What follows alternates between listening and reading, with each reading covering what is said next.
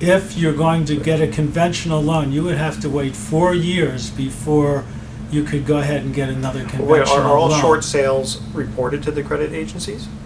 As far as I know, they are. Okay, I mean, if for some reason the bank doesn't report it, The bank has an option of reporting it to the IRS for giving clients a 1099, in which case they would be liable for the extra relief of debt. But that's different than, it's going to show on their credit report, and if it's a short sale, the clearing of that from their credit report will probably show that it was a short sale. okay, this is for another show, but there are circumstances when you don't have to report the relief of debt in certain circumstances. But that we'll save that Okay. for a tax attorney.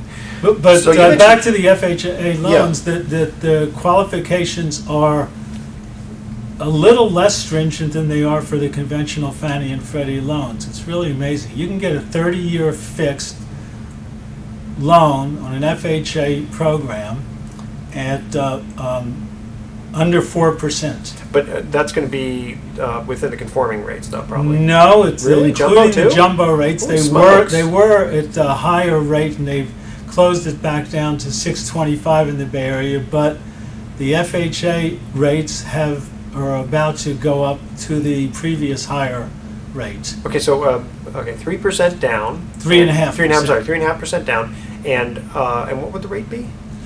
It's somewhere under 4%. It could be Even for the jumbo? even if it's over 400,000, up to Wow. 625. So you were going to say on the FHA loans, what's how long between a foreclosure before you can qualify It's for that? I'm sorry. For an FHA loan, it's just 2 years. 2 years. Okay, well that's important because there's an awful lot of people out there, and many that I know personally who are renting now because they're no longer in the home they used to own, and it's either a short sale or foreclosure. And so we're looking ahead and we're going, wow. I mean, this is a great time to buy a house. I mean, 2012. I think my personal belief is that we're kind of bouncing along the bottom, and I don't know that prices are going to get any better than they are now, and I don't know that interest rates are going to go any lower than they are now. So, a lot of people are looking at, how can I get back into the housing market? And so 2 years, that's actually fabulous. That's pretty fast. For a lot of people, they're probably at the 2-year level. Yeah, that's Absolutely. right. Got in at the height. Well, and- you know what? That 3%, 3.5%. I can't remember the other half. 3.5% down. Doesn't that kind of, for someone who is looking at this, going, isn't that kind of how we got into this mess to begin with? Is people putting very little down because they have not that much skin in the game? There is some skin in the game, and they have to pay mortgage insurance. But it's a hard. Which way do you go? I mean, I don't know how much the government is directing this, but should the government go ahead and try to have these kind of programs? And it's not a new program, the FHA loan. No. And at least it takes people who are now renting, as Mark said, and looking to try to get back in the market. And if you could have people become homeowners again, it would help the market recover faster. Absolutely. But certainly if there's no skin in the game or not significant skin in the game, some of those loans in the future might be defaulted again. Right, So and those- it is trying to find an equilibrium between that is difficult. Well, it is, and when you think back to the subprime days where people were doing 80-20, I mean, Yeah. there wasn't necessarily that mortgage insurance covering the default anyway, was there? No, there wasn't any insurance of Well, any no. kind. If you had an 80% loan, they made you get mortgage in the old days. They made you get mortgage Oh, insurance. in the old days, but I Yeah. think Mark's talking about in the heydays where everything went, there was some people I knew that didn't have any clients that were putting anything down. Everybody was getting 100% financing. Yeah, because real estate always goes up. Remember? And if it didn't, what did they have to lose? Exactly.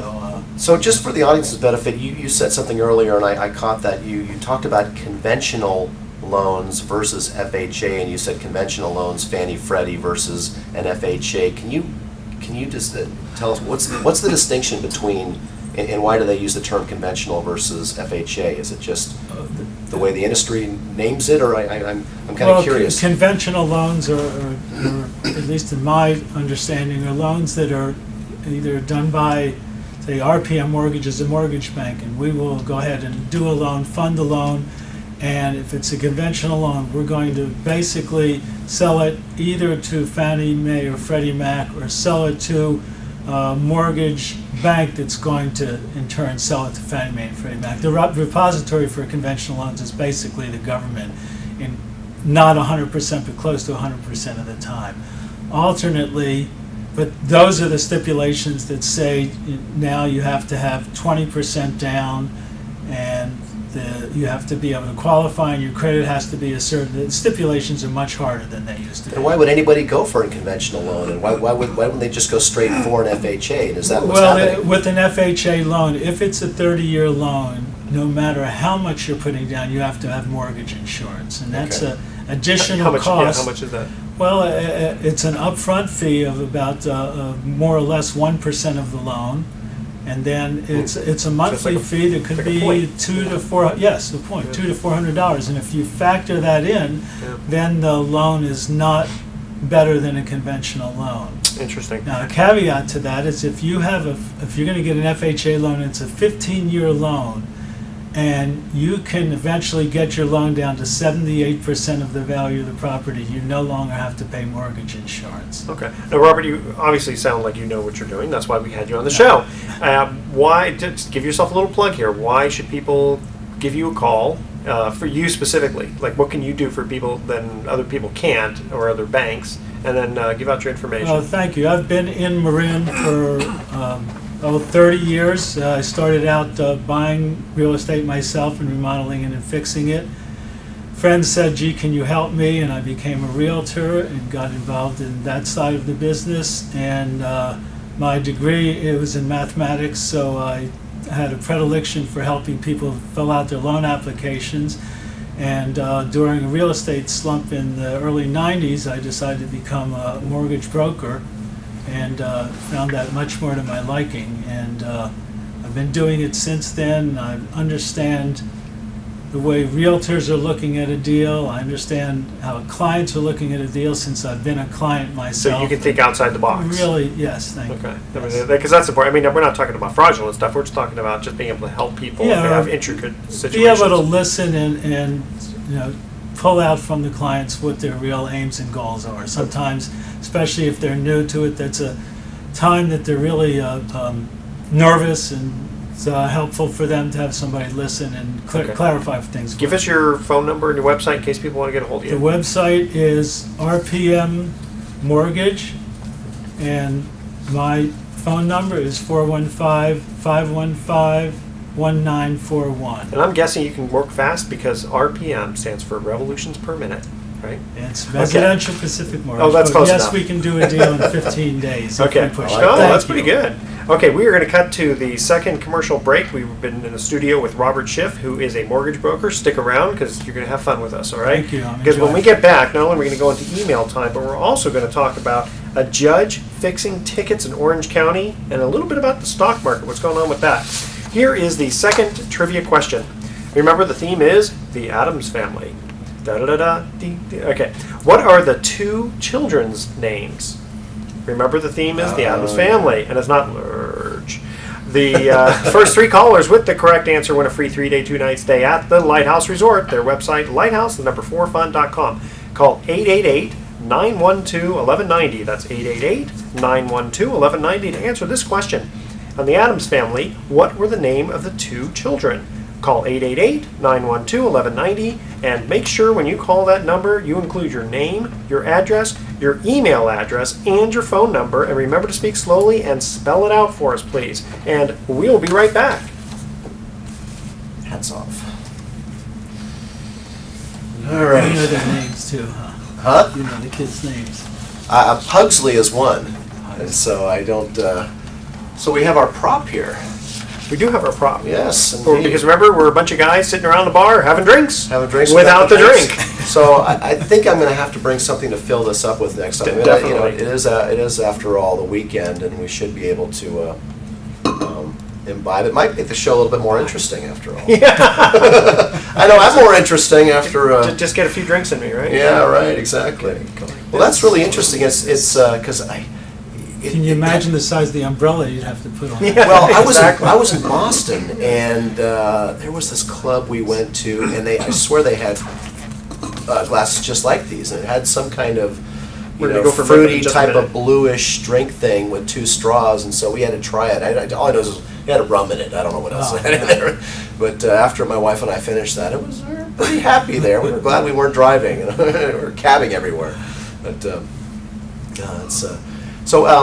I just, that thing about the whole conventional versus FHA, that's always thrown me. I mean, even though I'm in the hard money lending, I'm not doing that side. I don't come from that industry of Your loan dad- origination. Your dad had that business too. Yeah. Well, no. My dad was a developer. Oh, okay. So for my first 25 years and my first 20 years in the business was working for development. So I don't come from mortgage loan origination as a background. So I when I hear conventional and then I hear Fannie Freddie and then I hear FHA, I know if I'm confused and I don't really kind of know exactly or confuse one or the other, I know that the audience does and oftentimes will. I think there's a lot of confusion and misunderstanding right now as to what's happening really in mortgage origination, because I don't think a lot of people know that it's actually easier to get 96.5% financing Yeah.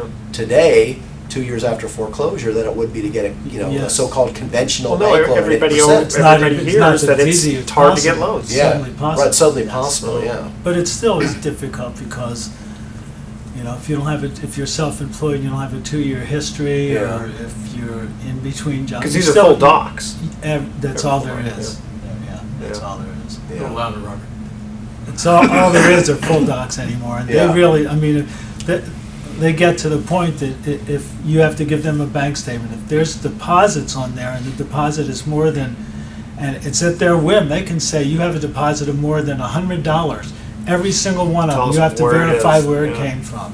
And so the clients get really upset Sure. sometimes because they feel, and many times are true, they are eminently qualified, make good money, have great credit, but they still have to go through that. And if, I had one client and they said, I lent this guy money and he paid me back. Well, what did you lend him money for? I lent him money because we bought a shed out back for feed and things for the horses. Well, we want to see proof of that. Yeah, well, let me see On the and promissory note. Yeah. So this one, let's see, this one I got from embezzlement, and this one gambling winnings, and Yeah. this one I cheated this guy out of some money. And That was another client that called. That was a different one. That's another story. Well, Robert, you and I will have to talk soon because,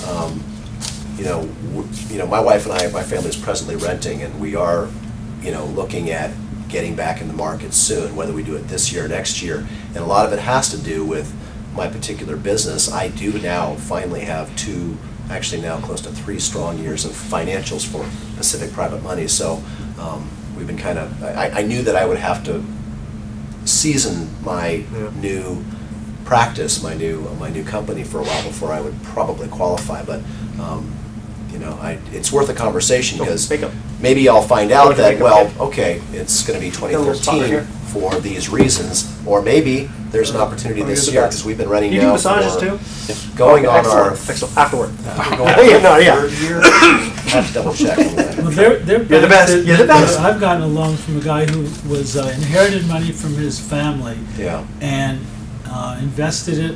I Best don't of think with you, video. with That's it. I forget his name, but and some other investments, and he inherited in September, Yeah. and he didn't get his first. Typically, typical insurance company, probably not. But the thing is, for the right price, you can get insurance. I don't care if you're 10 minutes away from dying. Yes. Right? Yeah, you just pay 99% of the premium. And sure, we'll get you insurance. Just last another 10 minutes. Absolutely. All right, you guys ready? Yeah. Don't forget, I got to get the 5 seconds before and after.